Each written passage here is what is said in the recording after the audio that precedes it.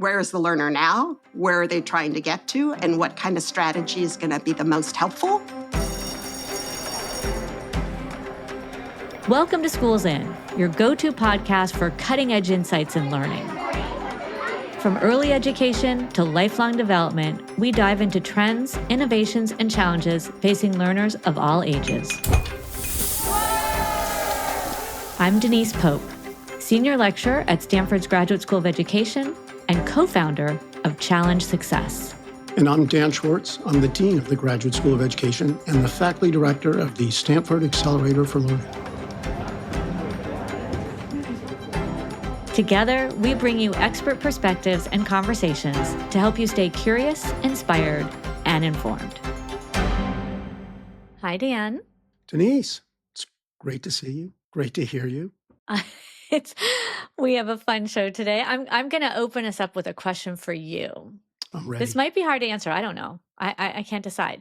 A lot of people look to technology as a way to really change, like a super game-changing way to change teaching and learning.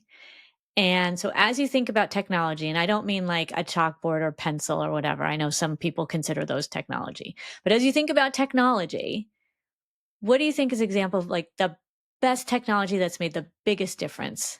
Oh, that's education? Easy. Oh, that's easy? That's, so that's an easy Yeah, that's question? easy. It's easy. If we ignore hardware, like one laptop per child, ignore that. So you're ignoring devices. Yeah, I'm ignoring devices. The number one technology for learning is YouTube. By far. YouTube? Yeah. How many? It's by far. You use it to fix the toilet. Okay. If you're a teacher, you show a YouTube video of the planets orbiting because it's so much more effective than like looking at a picture in a textbook. Interesting. Okay, first of all, I did not think you were going to say YouTube. And second of all, I don't use YouTube in my classroom. Is that bad? I use YouTube all the time. I do. I use it when I need to fix something. I use it, mostly when I want to like fix something, actually. Yeah? Yeah, so that's a good use for it. If it's some sort of procedural thing, YouTube's pretty good. But you're probably, if you're trying to teach science, YouTube's got a lot of good videos, things like that. Okay, I can see that. I think every teacher who's got a projector and a laptop and internet has probably used YouTube in a school classroom, not in a college classroom. Interesting. Okay, I don't know. Well, we're going to ask the expert. Lucky. Yeah. We have an expert today who can talk about probably a lot more than YouTube, but can certainly weigh into that question. So I'll let you do a little introduction, Dan. Well, thank you. Thank you. This is a YouTube video of me introducing Candace. Hi, it's my pleasure to introduce Candace Thille, who is a professor at the Graduate School of Education. And she particularly focuses on adult learning, say in the workplace, but also community college. And she's a big time commitment to technology. So Candace, is there a technology that's done something in education? Like, is there a big winner there? I actually wouldn't have picked YouTube as my number one. Okay. But I figured I'd get a chance to weigh in on that. Yes. And I agree with you both that YouTube is great I use it when I want to learn how to pan fry salmon. I pull up a YouTube video. Yeah. But what happens is the video is telling me what to do. Right. And I'm doing it while the video is showing me. And I can stop it and rewind it and go, oh, wait, how long am I supposed to put it on for? How much salt should I put on? And so I would say that the reason I learn how to cook salmon, the first time I do it that way, step by step. The second time I might use YouTube, have it playing, but I'm kind of doing it. And then it's like, oh, wait, yeah, there's that part. And then the third time I might quickly just review it and then just go cook the salmon. But so you could say that the YouTube taught me how to cook the salmon. I would say that the YouTube was a resource I used while I was learning how to cook the salmon. And what was really teaching me how to cook the salmon was I was cooking the salmon and I was getting feedback from my experience that, oh, I turned the heat up too high. I put in too much salt. It tasted funny. And I kept modifying what I was doing. So I was building my knowledge through my experience of what I was doing. And the YouTube was helping me perform that experience. Oh, so your conclusion about the most important technologies will be ones that can give you feedback? give me, feedback is important. Well, that's what you just described. But no, You but she also said the experience is the best teacher. Sorry, I'm saying the key to experience, besides feeling the heat of the pan in your hand, is saying, don't underplay that. No, Don't I know that's very important. And the taste of the salmon. Yeah, don't underplay experience. Okay. Yeah. Well, the taste of the salmon is feedback.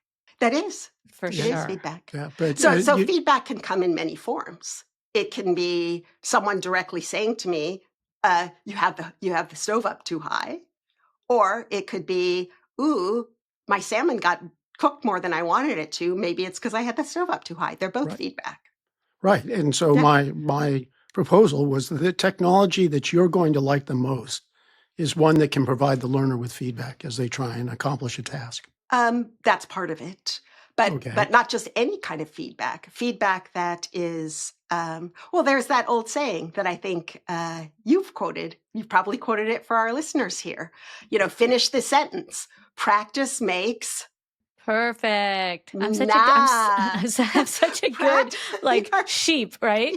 Practice makes perfect. Practice makes permanent. Practice with feedback. And I would add, and the opportunity to refine my performance based on that feedback makes perfect. Okay, wait, let's unpack that. You have to unpack that a little bit. Sorry.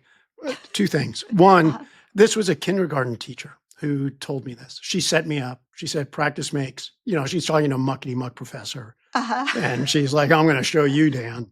So she got me. She did. The second, I was just gotten. Yeah. It's how many times have we heard it? But so I think Candace's name for what makes perfect is too long. If you could shrink that down. Okay, wait, let's unpack it. So practice. And what does that practice look like, Candace? Because I know there's different kinds of practice, right? I would say deliberate practice. Okay, and for the listeners, say what that is, because I know that's a particular kind of practice, deliberate practice. Okay. Can I give an example? Yes, please. Okay, so if I'm trying to learn how to play tennis, for example, I could just play a game. That's a lot of us do. Our friends play a game, and I'll learn how to play tennis. However, if I get a coach who I'm intentionally trying to improve my tennis game, they'll look at me and say, "Oh, your problem is your serve, and it's that you're not throwing up the ball high enough. So I want you to practice throwing the ball up and getting it to just the right height." Now, that's not as much fun as playing the game, but it will. If I get that component of my game, improve it, then I can incorporate that into my game and I'll play better tennis. So deliberate practice is when you're practicing, but you have somebody telling you specifically what you should deliberatively focus on. Yes? It is practicing in a way where you are deliberately trying to improve or learn or achieve something. Yeah. So there was Denise, there's a great study of a school for violin in Berlin. And so half of the people there were preparing to be teachers of violin.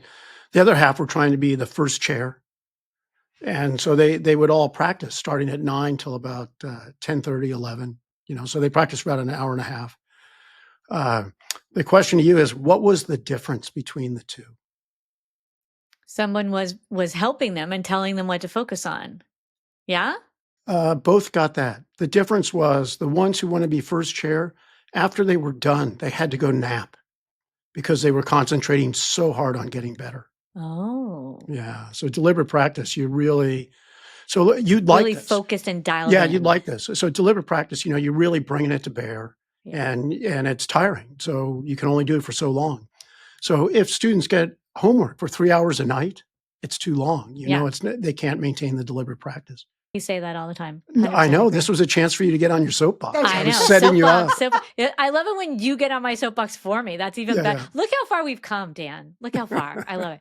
Okay, so Candace, the first part was practice. Yeah, and we were going to talk about adult learning. And most of the examples that we've given so far, except for my salmon cooking or maybe my tennis playing, have been about children's studies. Well, no, and And the violin. I think we've done all adults It's so all- far. But go for it, Oh, Candace. I'm sorry. My son learned to play the violin when he was 7. So I guess that's Of like course he Oh. did. Okay, some of us are not that talented.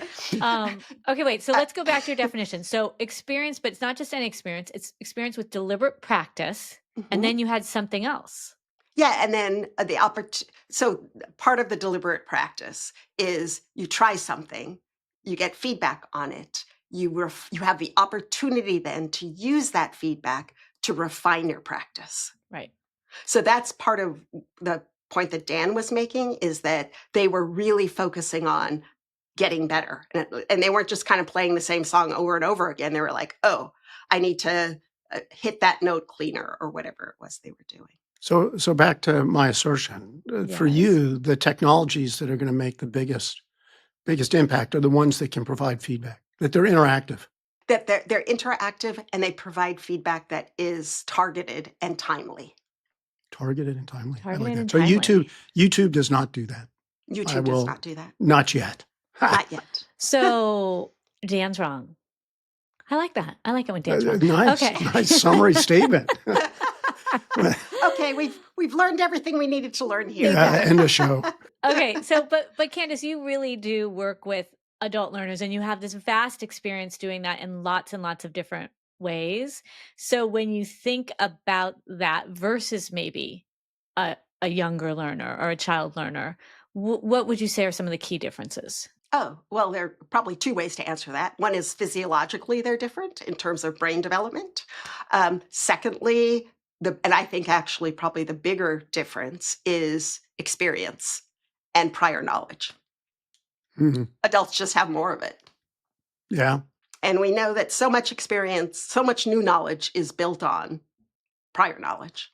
So before we pursue that, I want to answer Denise, because I like Yeah. that question. Okay. So I taught middle school for quite a long time, and I like that age because they're old enough to understand you. So they have enough experiences and maturation to be able to do it, but they're still young enough to love you.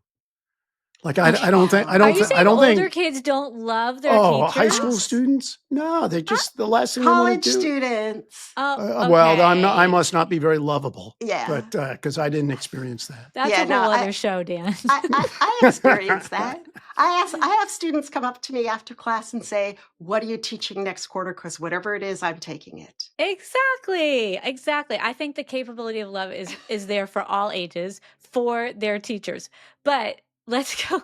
So let's talk about experience though, because I also know, just like I said, practice makes perfect. There's also, it's harder to teach an old dog new tricks. So how do you factor that in? Dan, did you want to take a shot at that one? No, Candace is I punting. like the zinger of aphorisms. Candace, what do you think? Because I do think some experience, like that, part of that is based on they have so much experience, right? Yes, yeah. So that adage oversimplifies the situation. If the new trick that you're teaching me is lined up well with my prior knowledge, then it's actually easier for me to learn that new trick. If it interferes with something that the meaning that I've already made in the world, then it's going to be harder to learn it because I don't have a well, as I said, all prior knowledge either supports or inhibits the development of new knowledge. So I have a paper that the title is "Prior Knowledge. You can't live with it. You can't live without it." Yeah. Oh, Ooh, you That's like that? great. I do. Yeah. Wait, I do. explain that. So you can't live with it because Because it gets in the way. Yeah. You have all these prior beliefs that can get in the way. You can be stubborn, but if you don't have any prior knowledge, it's so hard to make sense of things in the world. Can you give like a concrete example for our listeners and maybe me to understand what you're saying? Candace. That's not nice, Dan. No. I was asking Candace. You wrote I was hoping the for Candace to paper. come up with. No, I was saying, Candace, can you come up with the example? Oh. Wait, but you didn't have an example in the paper? You must have. There's a big literature on misconceptions. Yes. So how robust they are. Yeah. So you have these, and it's really hard to displace them because you've used them fairly effectively to explain a lot of things. But it turns out it's not quite right. but it's hard to let go because you've been using it for so long. It's so deep into your cognition.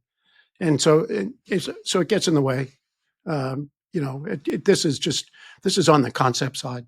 It's hard to learn a new concept if I told you that 2 + 2 = 5, it would take you quite a long time to learn that. Oh, well, I wouldn't believe you. Right. Because Right. everything up until now has told me 2 + 2 = 4. And so you're changing the whole thing on me. There you go. There you go. Yeah. Yeah. Now, in this case, I don't think 2 + 2 = 5. Okay. I was going to say, please don't confuse our listeners and make them think that that's true. Okay. Wait, so one more thing just on this, because it's just popped up while we were talking. I do know, or I think I know, that learning language at an earlier age is actually easier.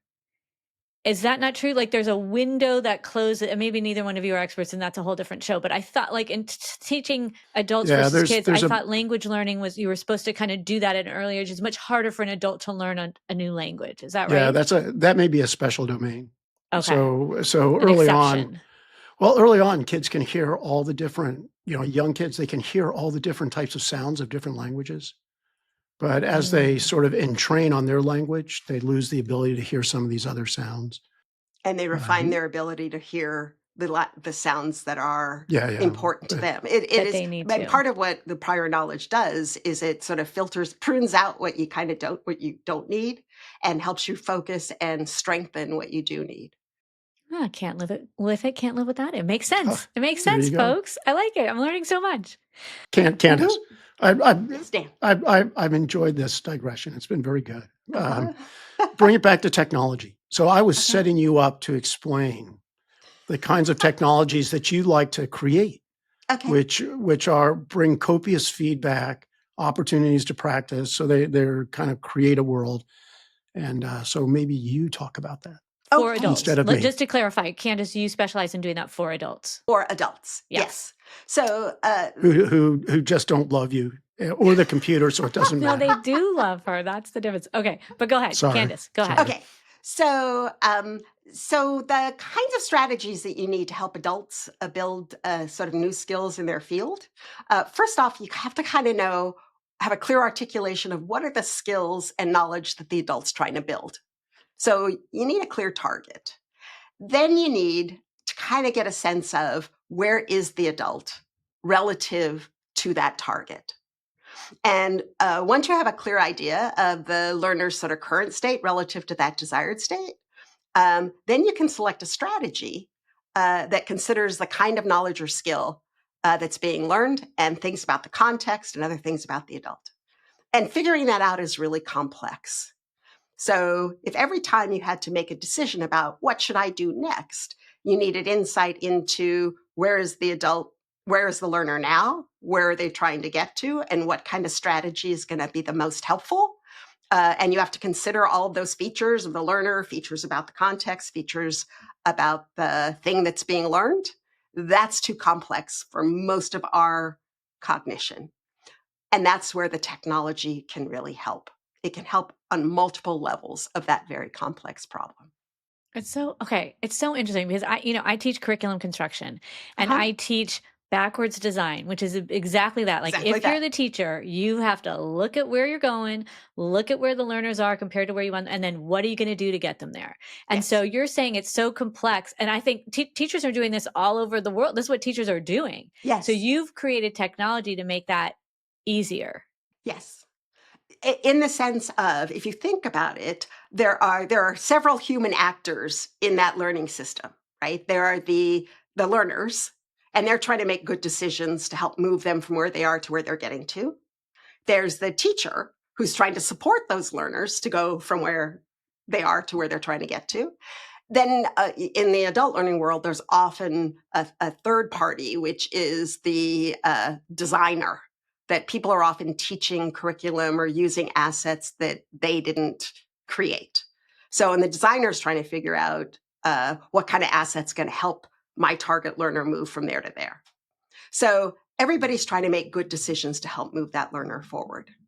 But in order to make that good decision, having that insight about where is the learner, where are they getting to, given what we know about the learner, what kind of activity is going to best help them? That's a very complex decision that has to get made very quickly. Now, teachers, you'd say the teachers, really good teachers, use their intuition. And I would say their intuition is kind of based on what it might be on their formal training, if they take based on classes their from you, experience, I but think it's also teachers based on learn their from experience. They totally do. They totally do. So, and their experience is their observation, right? Of either what worked for them when they were trying to learn it, or when they've tried to teach people it, what seems to work. They look at their students and go, oh, that worked, that got it, and they file that away. Well, they have assessments that show that it's working. They have assessments that show that it's working for some students some of the time. Correct. But and they build up an intuition based on their observations and based on their experience, right? Right. So now think about it, though, that you have, if you think about sort of thousands and thousands of teachers building up those observations, and they don't really, there's no way that I get to benefit from all of your observations. So I'm making my decisions based on my limited set of observations. If we had a way where teachers could make those decisions and we collected the output from the student learning of that decision on a moment by moment basis, then we could start build a database of interventions and outcomes and include in that data set features about the learner, features about the thing being learned, and features about the context. And then we could start to use the AI to help discover patterns. So you're creating a teaching machine that can engage in deliberate practice. So it's important in these systems, even when the machine has insight to make a good decision, that the human actor, whether that's the teacher or the learner, always be in the position of making the decision, but helping support their decision with what the machine knows. You always want them to have agency, to be the one who is taking the action. So Candace, I'm trying to think of concrete instances to wrap my head around this. Okay. So here's one. I don't know if this is the kind of agency, the kind of system you're talking about. There are a lot of math games where basically flowers show up and they have 6, 7, and 9, and then on the screen it says 4 + 2, and you're supposed to send the B to one of the flowers to get the right answer. Is that the kind of agency you're talking about? That I'm just no. Okay. No. So make a more concrete scenario for me. Okay. So let's say I'm in the workplace and I'm trying to develop a skill or some new knowledge. So using a system that I may have developed at some point. Cooking salmon, for example. Well, or maybe let's do more workplacey, like learning how to use a new piece of technology. No? Or learning how to give effective feedback to one of my direct reports. Okay. Maybe I'm trying to learn the skill of how to give good feedback or good coaching to a direct report.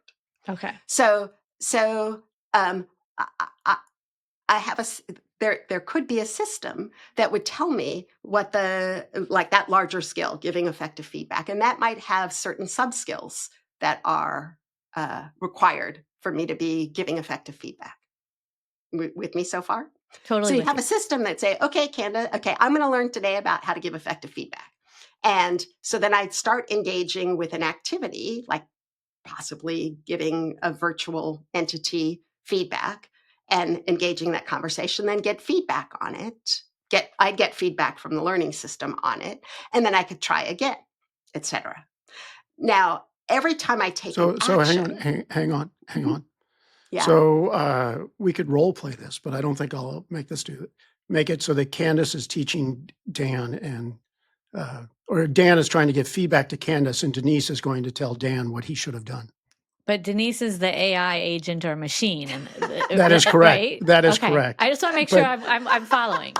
But there's some scenario where I am looking at a fake employee representation. Maybe it's just text, and something's happened, and then I am giving feedback. So maybe the employees come in, or better yet, it's a doctor's office, and the doctor needs to tell me some news, right? And so there's a system that's going to say, Denise, you're the doctor. Don't do it this way. Do it this way. Something like that. The technology. Or better than that, actually, might be that. So I let's say I'm in some kind of environment where I am. I get a little a scenario that I'm in where an employee comes in. I give them some feedback. Then, based on the feedback that I give them, they respond in some way. Well, actually, three things happen. They respond, the system knows, oh, given that feedback, then this is how an employee would respond to that feedback. So I get the next step in the scenario. The action that I took is coded in some way and gets sent to a database, essentially, that is tracking my actions that are associated with different skills. And at the same time, that action is put into a model that then estimates how well or not I am developing whatever the target skill is. And so then I have a dashboard or an indicator that I can always look at that tells me on this set of 5 skills I'm trying to build, where's the system estimating I am relative to where I'm trying to get to. And then I can choose, this is where the agency part comes in. So these are the skills I'm trying to develop. I see that I'm doing great on listening well. I'm not doing so well on giving a positive statement before I give a negative statement or whatever. And so I think, okay, I want to work on that more. So then I can choose that I want to work on that. And then the system will say, well, here's some more activities that will, given what we know about you, will help you develop that skill. Is that where the choice is? That's the agency is me choosing what to work on? Me choosing what to work on when I feel like working on it. Also, I can say that the system can be doing these estimates saying, you're there, you're great. Or it can say, we don't think you're there yet. I can say, you know what? I think I'm there. So I don't want to work on this anymore because I get what you're saying. I believe I understand it well enough.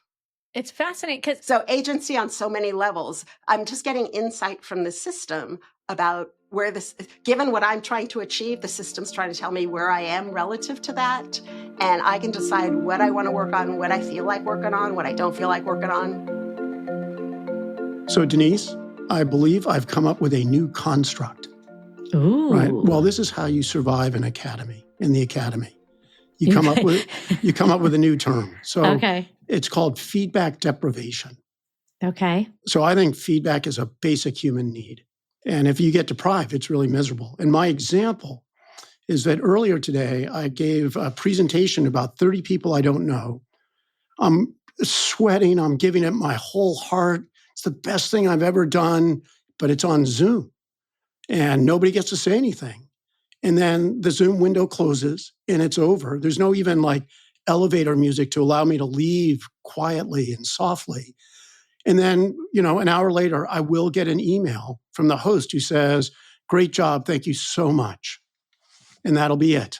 Okay. That great job email is feedback. No. They have ChatGPT write it because I've done this 100 times and it's always the same email. Great right. job. It doesn't matter who I'm so talking to. Yeah, it's thank you so much. That was great. Sometimes they use the word fabulous. Sometimes they say nice.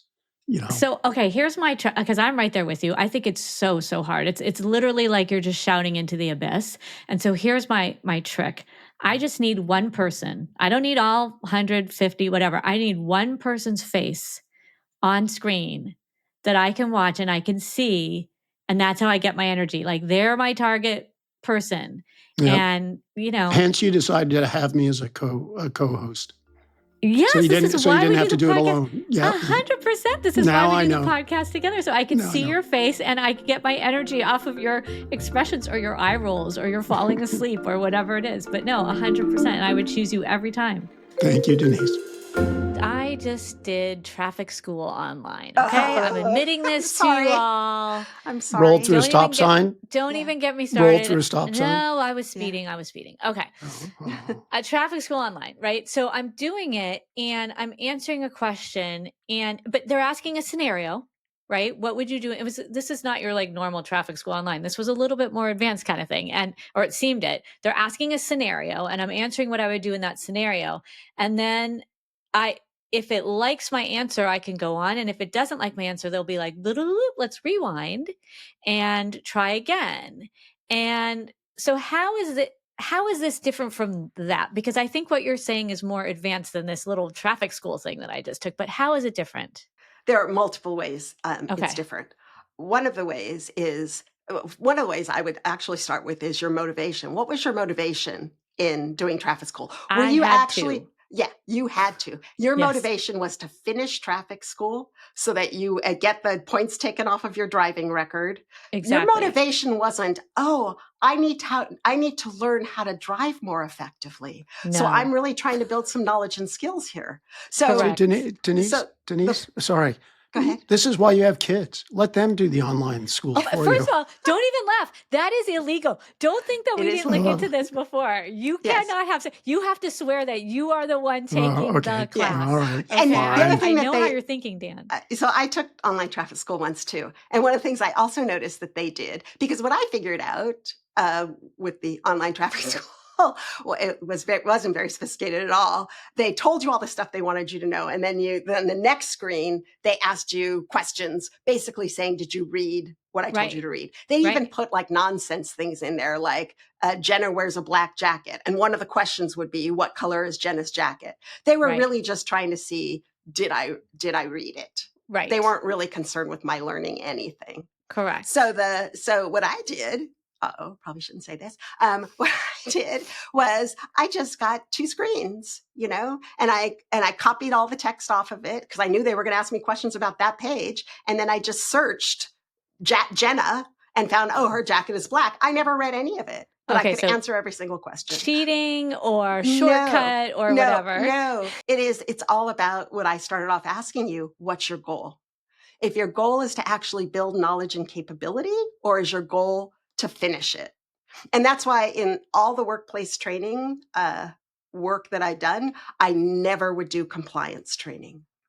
Wait, compliance meaning? Companies are like, we had this at Stanford. You have to take a class on sexual harassment. That's the classic, right? And it's not that the reason that most people are taking that is because you get told you have to do it and you keep getting hammered to do it. Not because, for most people, it's not because they genuinely believe they need to understand better what sexual harassment is and to stop that behavior and so on like that. So motivation is huge in adult learning. And I would say also with kid learning, it's so interesting. I mean, the parallels are really huge because if the kid's not motivated, they are going to just cheat. I mean, I studied cheating. That's what one of the main reasons is because I could care less about this. Yeah. It doesn't, why do I need to know this? Yeah. So you're consciously only taking on projects where you think people will actually want to learn the skills that this technology is going to help them learn. Yes. And also, I never use as an outcome measure completion. Oh, say more about that. Why? Yeah, because implicitly then the message to me as a learner is my job is to work through all of this learning material and get to the end. So that's my job as a learner. My job as the designer of that learning experience is design something where people get all the way to the end and at the end give it a good a customer satisfaction score. Did you like it or didn't you like it? Did you learn? Isn't it also did you learn? No. People don't ask that. People ask, did you complete it? Because people assume completion is a proxy for learning. Oh, that's key. That's a key misconception. It is key misconception. And so exposure, completion, it doesn't like your driving school thing. You completed it. What did you really learn except for how to complete that most efficiently? So that's why in when I've worked in workplace settings, I don't do compliance training where the only goal is we have to prove to people that our employees were exposed to this information. So when I was building learning experiences in the private sector, I would always partner with business units that had a real business problem, something they really cared about, for which they believed changing the knowledge and capability of the people in that unit would make traction on that problem. Then you have to build that whole causal chain back to it. And then learners have to believe, yeah, I want to build that skill. And then the learning designer's goal is not make something where people complete it and like it, but make something that you can demonstrate actually supported the people to develop the skills and knowledge they needed. How brittle is this kind of technology? Like, just let me take a wild example that you know a lot about. I'm trying to teach people how to service heat pumps, right? So heat pumps, they're environmentally much more friendly, and so people are switching from furnaces and air conditioners to heat pumps. There's not enough experts out there to teach everybody, right? So we got to go to the computer to train those 800,000 heat pump, but it's really physical, right? Like you got to reach inside and turn your elbow just to the left. Like, can the technology do this, or is it just like, oh, I saw a jump? Go ahead, Candace. But, I mean, also, can't you just learn that on YouTube? Sorry, not to demean the HR, but like, right? Are we right back to YouTube here? Go ahead, Candace. Actually, skilled trades like that, like heat pump installation, there is a real shortage of what we call the climate trades workforce. And there, as Dan pointed out, one of the real challenges is there aren't enough mentors. The apprenticeship is the historic model for learning those kinds of skills. And there just aren't enough mentors for all the people that we need to achieve the climate goals. So we've got a project called HVAC Hero, which is, and we're working with local heat pump installers to develop a blended computer-mediated human learning experience. And we're targeting accelerating the time it takes to move someone from, I want to be a heat pump installer, till they are at a certain level of customer ready to go out and do the installation. And that's a really from a learning science perspective, it's a really interesting and fun problem too, because it's not just cognitive, it's cognitive and physical. And how do you integrate? But it's not either or, it's cognitive and physical at the same time. So how do you integrate that, paying attention to both dimensions and learning that? Especially through a screen, which is why I think that's why it's hybrid with a human, right? Well, you can hybrid with a human. You can hybrid with simulations. You can hybrid with actual fake models of things. There are all kinds of ways that you can incorporate the physical and the cognitive together. So cool. So cool. Oh my gosh, Candace, we have learned so much today. I'm excited. Dan, I'm going to put you on the spot, as I tend to do at the end of these episodes. Sum it up. What do you think you learned about this, our main question, technology is a game changer for adult learning? What would you say? Setting aside that I'm not lovable. No, I think the interactivity is really special. And so you need an environment where people can take actions, and you sort of want to set them up working on the right actions given what they know. But then you have that challenge of choosing the right feedback. What's the right feedback at this moment? I think it's an interesting problem. It's something that teachers face when you're grading essays. There's a million different things you could say, and figuring out ways to get smarter about that, even automate it, save a lot of time for a lot of people, and be good for learning. And Candace, how'd he do? Yeah, great. Feedback for Dan. He did great, and I would draw a little bit of the analogy to the homework problem. Just like you can't give students 3 hours of homework and expect them to really develop and refine their knowledge. You can't do the same thing with teachers. You can't ask them to pay attention to 5,000 things all at the same time and refine and develop their skill at teaching. So having the support of the technology that helps both collect the data, model the data, give them the insights so they can make good decisions and refine their teaching. Very cool. Very cool. All right. So exciting. Well, thank you. Thank you for being here, Candace. Sure, it was fun. And thank all of you for joining this episode of Schools In. Be sure to subscribe to the show on Spotify, Apple Podcasts, or wherever you tune in. I'm Denise Pope. Love me. I'm Dan.